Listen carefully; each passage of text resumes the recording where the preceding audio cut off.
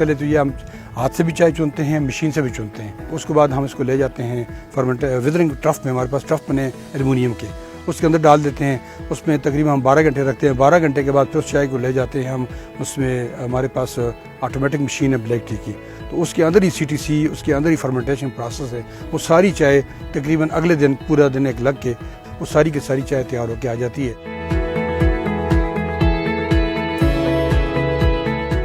Green tea کا یہ ہے کہ جی گرین ٹی میں فرمنٹیشن انوالو نہیں ہے.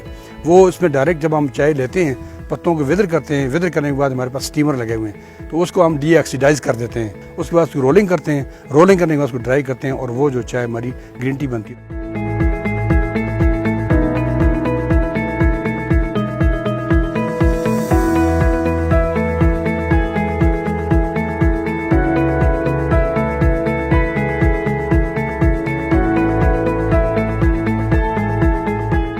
چائے کے لیے 3 چیزیں بڑی بنیادی ضرورت ہے.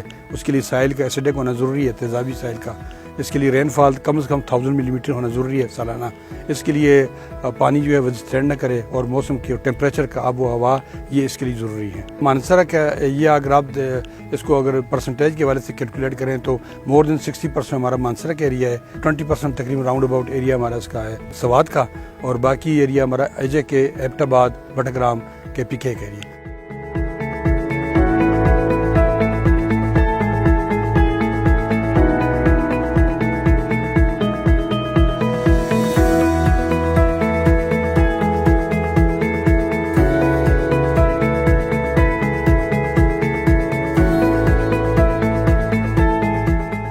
فارمر یہ چاہتا ہے کہ میں اس کو آج لگاؤں، کل میری پاکٹ میں کچھ انکم آ جائے. تو یہ 4 سال 5 سال کے اندر ممکن نہیں ہے، جس کی وجہ سے فارمر جو ہے ریلیکٹنٹ ہے.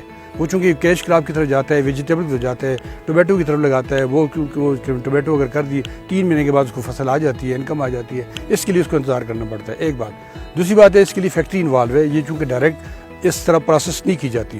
اب جب تک اس کو پروسیس کریں گے، فیکٹری لگائیں گے، پروسیس ہوگی، تب آپ استعمال کریں گے. ونس آپ اس کو اسٹیبلش کریں گے تو یہ تقریباً 120 سال 130 سال اس کی لائف ہے. تو اس کے یہ اندازہ لگا لیں کہ 3 جنریشن بآسانی اس سے اپنا روزگار کما سکتی ہیں.